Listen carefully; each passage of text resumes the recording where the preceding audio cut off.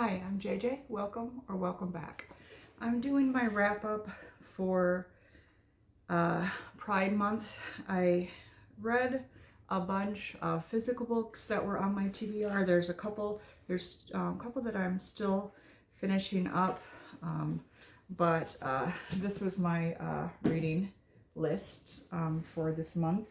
I had a whole bunch of possibilities, but these were the ones that I got to. I'll start with the most disappointing one.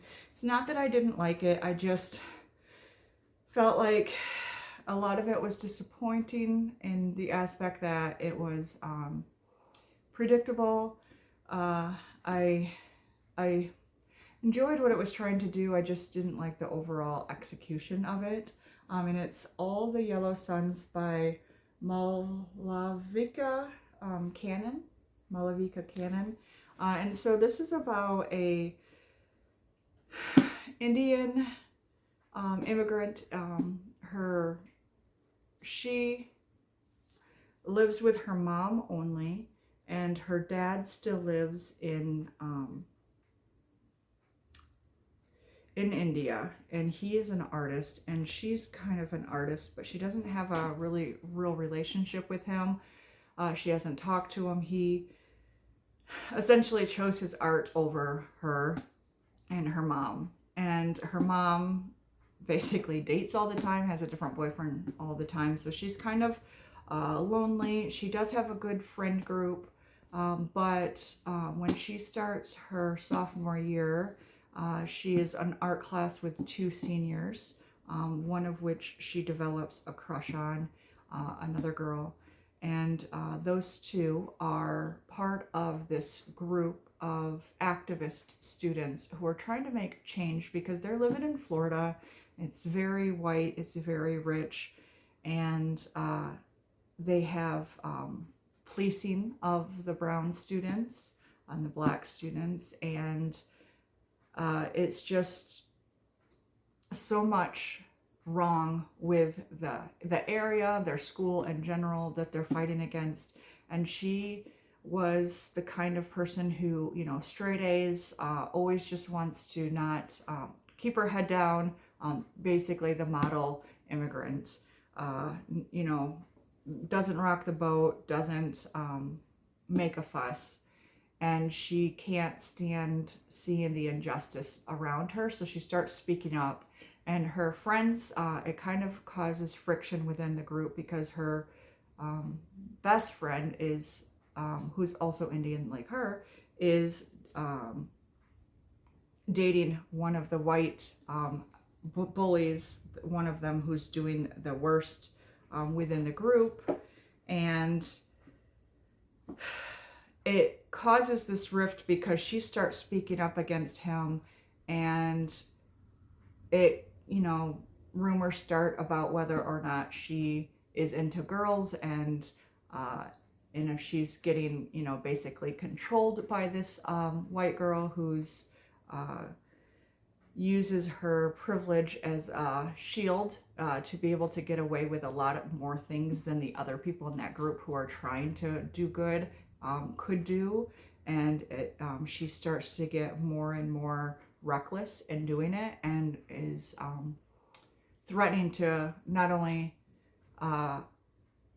ruin this girl's life, but bring the whole movement under with her as she gets reckless, more and more reckless. So I enjoyed aspects of it. I guess it was different than I was expecting, but I did enjoy it, and it's just not my favorite, and it's not going to be like a reread for me, so I'll probably be donating that one or reselling it. The next one is Love and Only Water by Eva Sprikis. I was excited to find this one because it's author from Cyprus, and I don't know anything about Cyprus, and this talks about Turkish invasion like decades ago, and how the country is still divided, like physically divided, segregated north and south.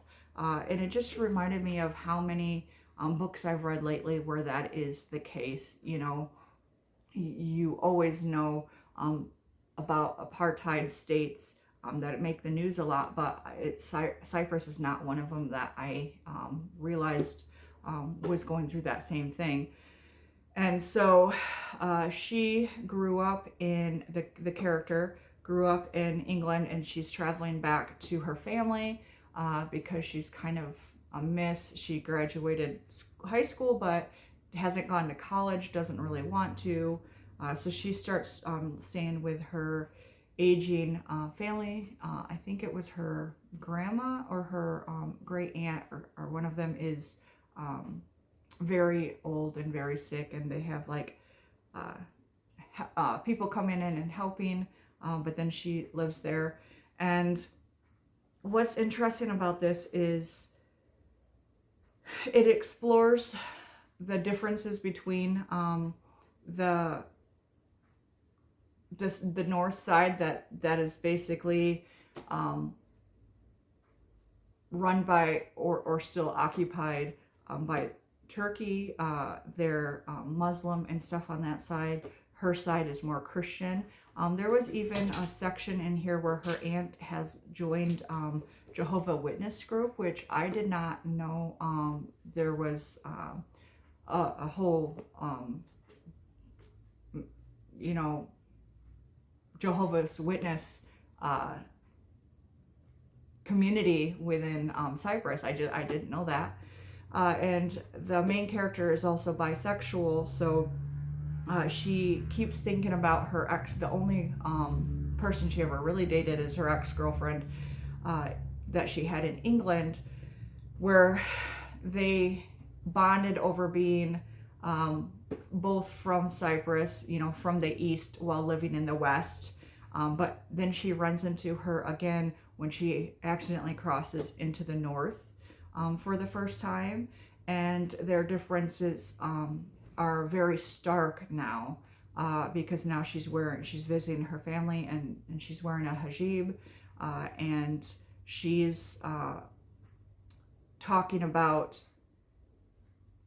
their treatment in the country, living under the oppression, and what had happened to them, and the separation.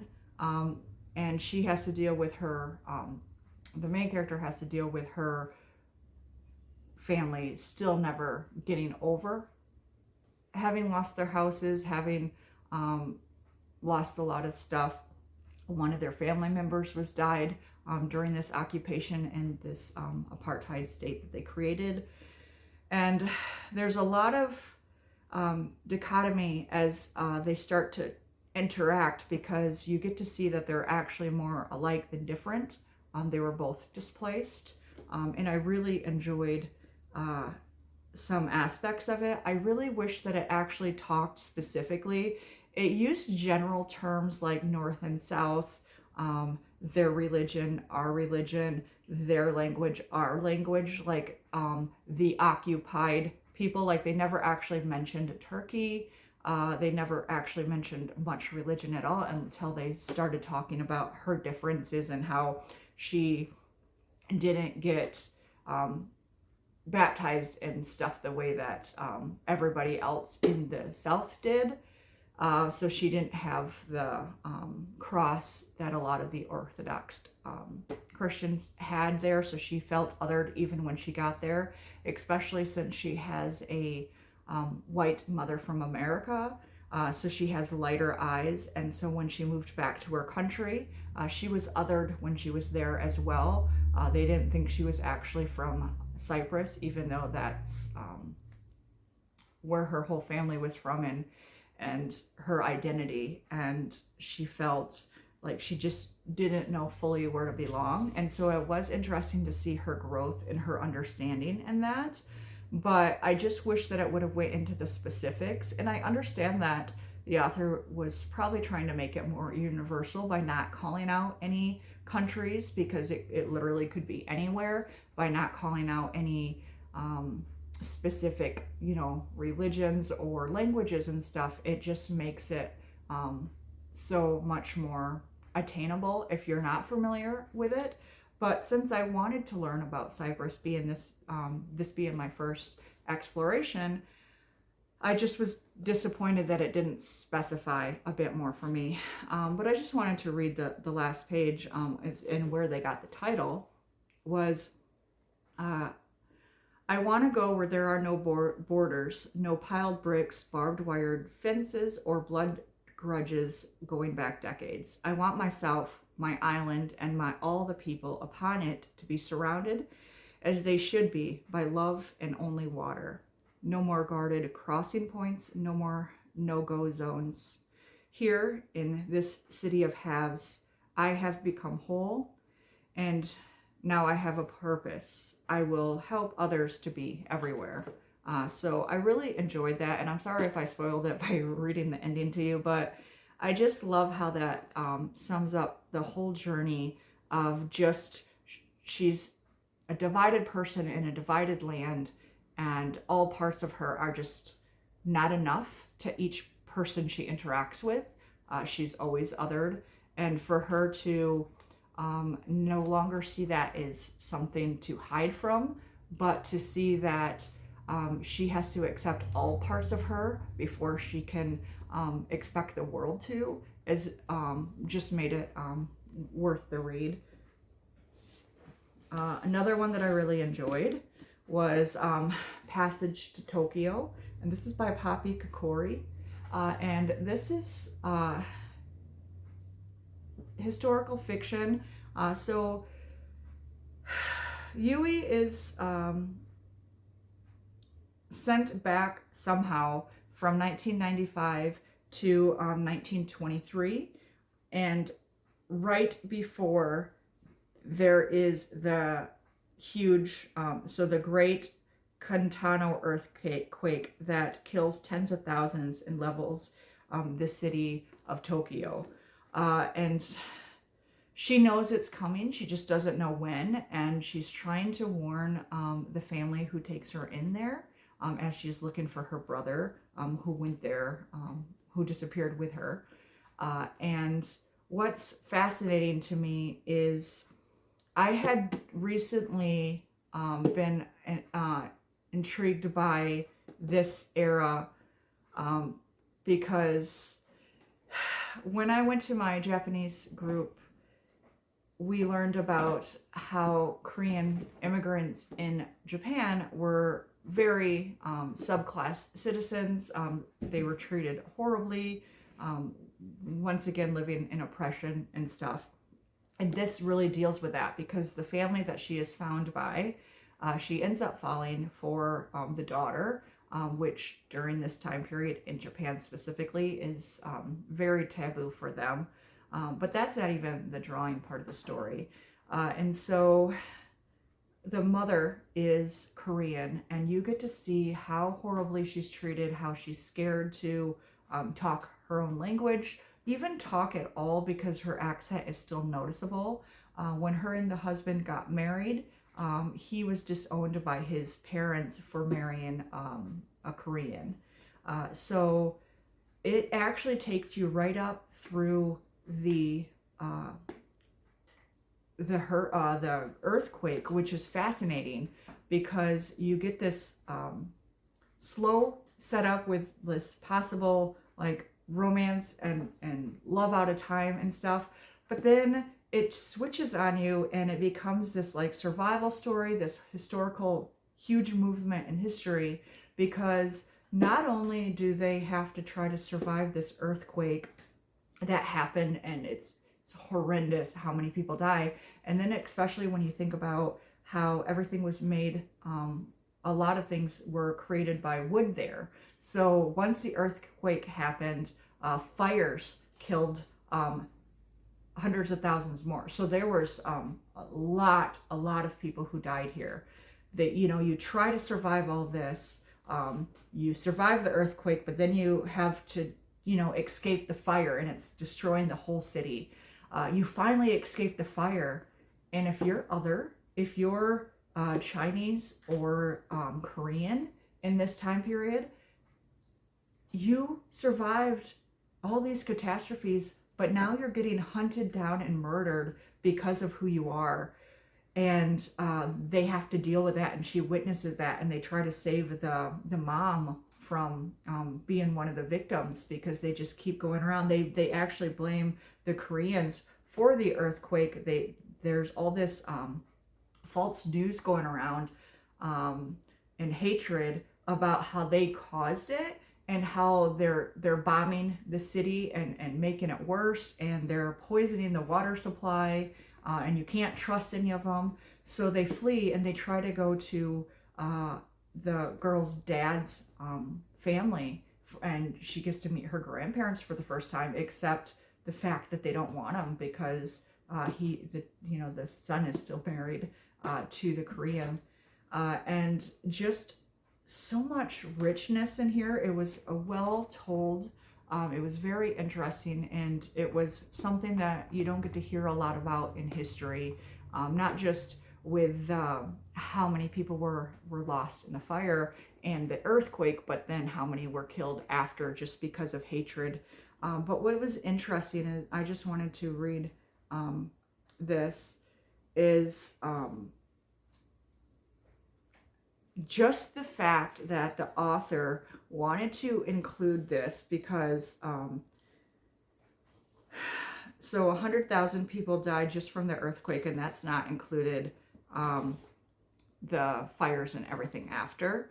But this is Tokyo, who then also had to endure being bombed in World War II, and the tsunami, and was it like 2003, something like that, and they just keep Japan just keep getting bombarded and having to regrow, and how they're still somehow became one of the most advanced and technological and immersive cultures that there are, is amazing. And so she says, to see how Tokyo, Japan's capital city, has recovered from the devastation of both earthquake and the Second World War to become one of the safest, cleanest, and most efficient cities in the world is nothing short of the tremendous testament to the Japanese people's resilience.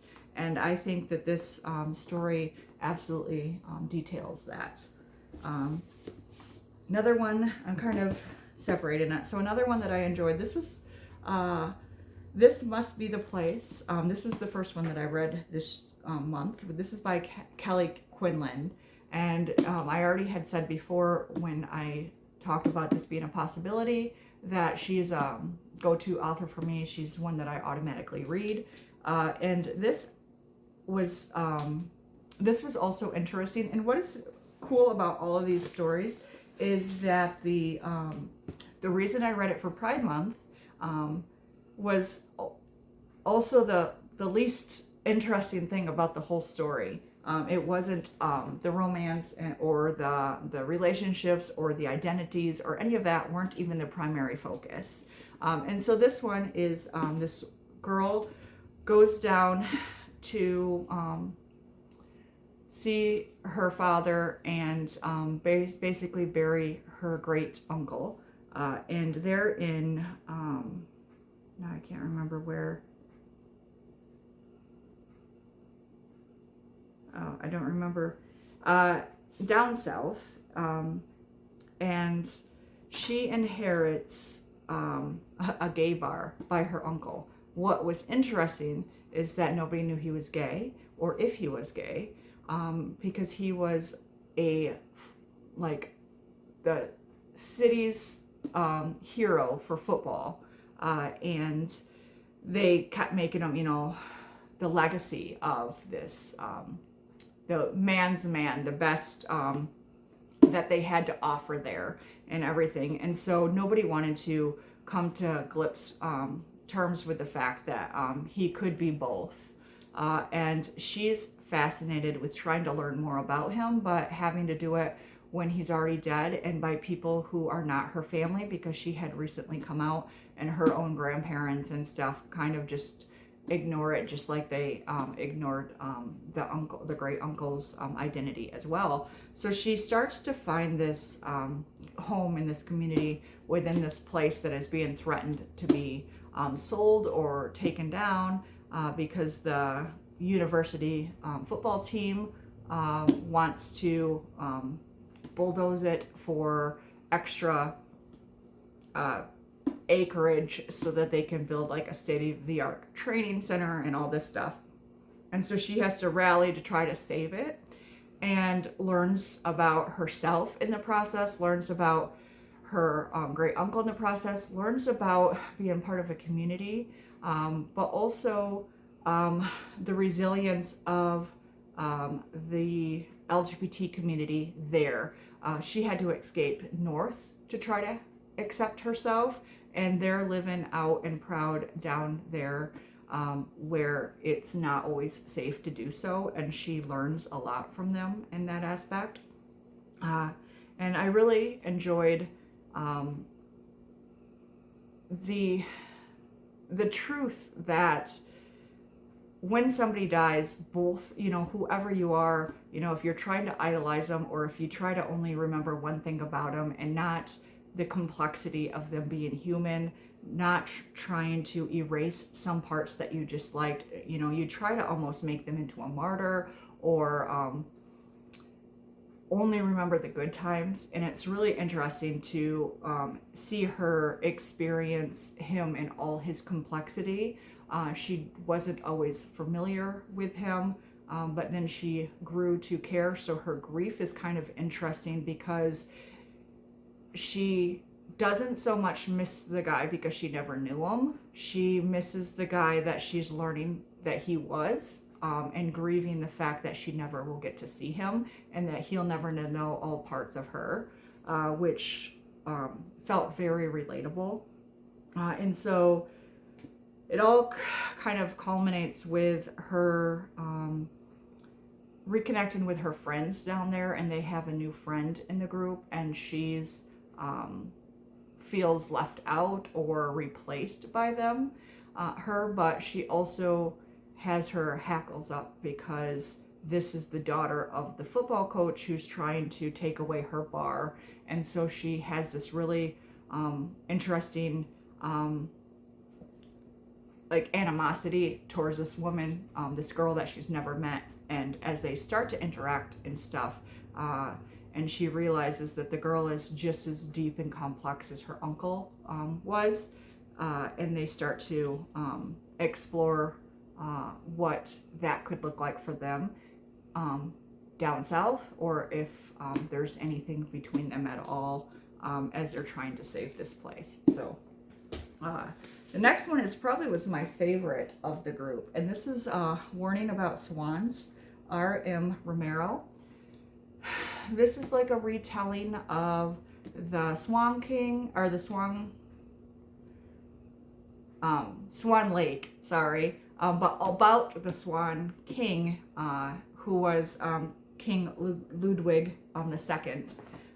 And so he was obsessed with fairy tales and everything, and he even built his castle to be like one of the like representative of one of the fairy tales. So this takes place in Bavaria in 1880, and this girl who it mixes with Norse mythology as well, and this girl who is a swan and a girl, and as a swan she has to basically carry the souls of the dead to their resting place, give them that peace in their death or in their afterlife. And it becomes so lonely for her, and she wonders why she was the one tasked with this, because it's so hard to always see somebody at the end of their life, and have it really register with her in something that she can't change. She wants freedom so bad that she believes the lies of this boy who wants to save her and take her away and take her to this castle. And he ends up being this horrible, horrible guy who just wants her for her magic, and what she can do is give people, make their dreams actually come true. So they go to sleep, they dream something, and she can go into those dreams and bring something tangible out. And so he wants to create this lavish lifestyle by using her, and he keeps her in this like gilded cage. And so there's a lot of allusions to like her not being fully girl, because she's part swan, and so she's part animal, part girl. So she's neither, she's not whole, she's not complete. And it's really interesting because then she meets an artist who is non-binary. And you get to kind of see that dichotomy within her too, of both and neither. And the artist actually sees all of her and paints her wings when they do a portrait of her, which starts this catalyst of the guy who she's with being scared that he's gonna lose her and her magic, so has to hold her even more tighter, and basically lets his villainous side show through. But it's all written in verse, so it was very easy to read, very quick to go through. But since it was lyrical, it was so beautiful. I have so many just like wonderful quotes and beautiful passages that I enjoyed. I loved the way that it talked about love. I loved the way it talked about loneliness, about not being seen or understood, about breaking free, and finding yourself, about duty and loyalty, but also just that freedom and wanting to explore who you are and who you can be. So it was very beautifully done.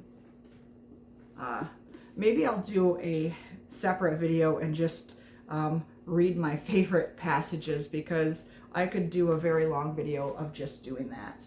And then kind of along that lines was On the Wings of La Noche by Vanessa L. Torres. And this is a Mexican legend mythology of this girl, La Noche, who is in eagle or in owl form, carries the spirits of the dead.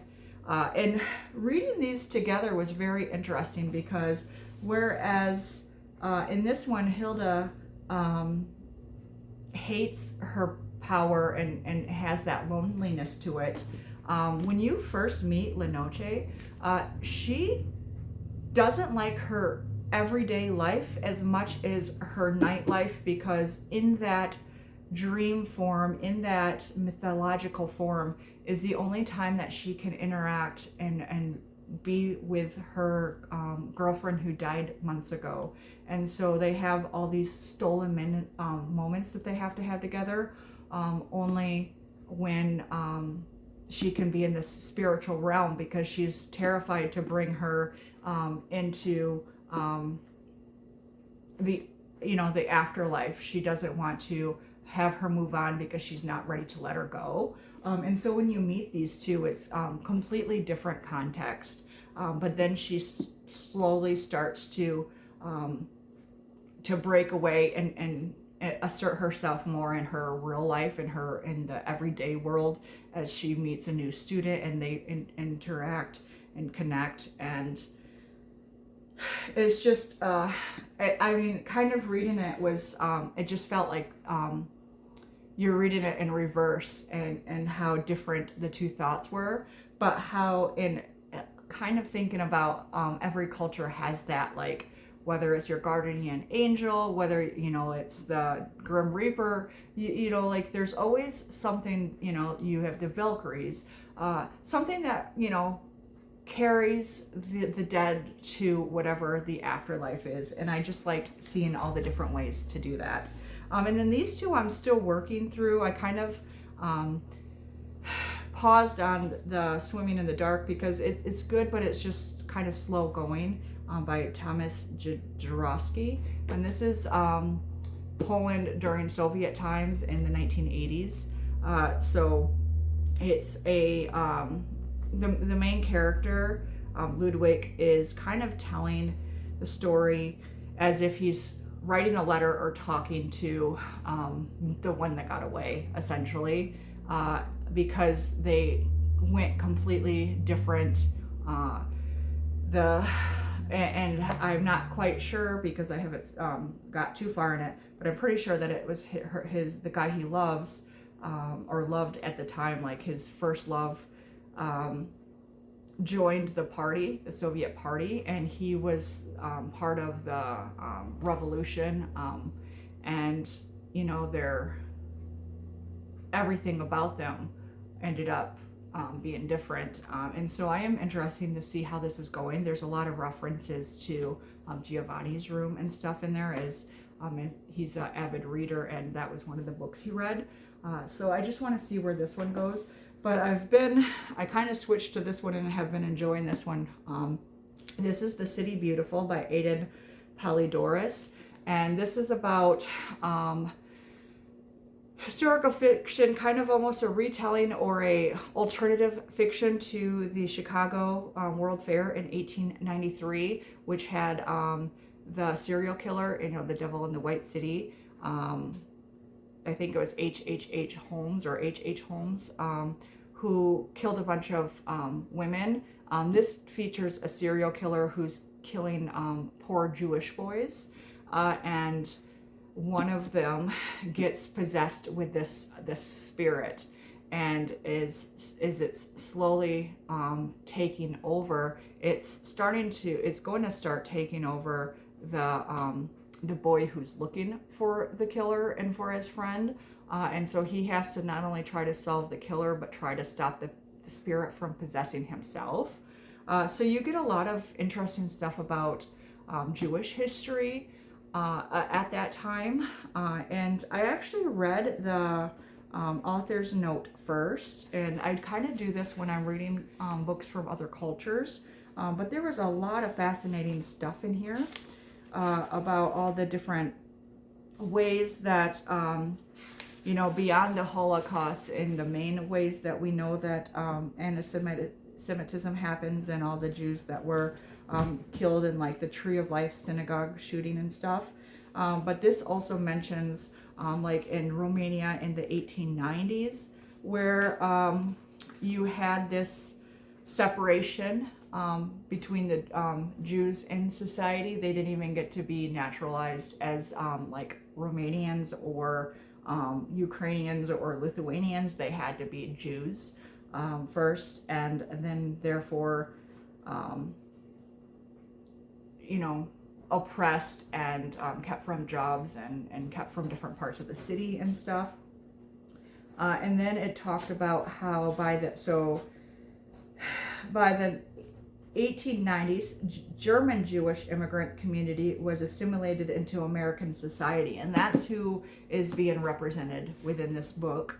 And so they did not like the new immigrants coming in after 1890s because they assimilated, and a lot of them, whether they converted to Christianity rather than Judaism, or not, didn't matter. They assimilated well.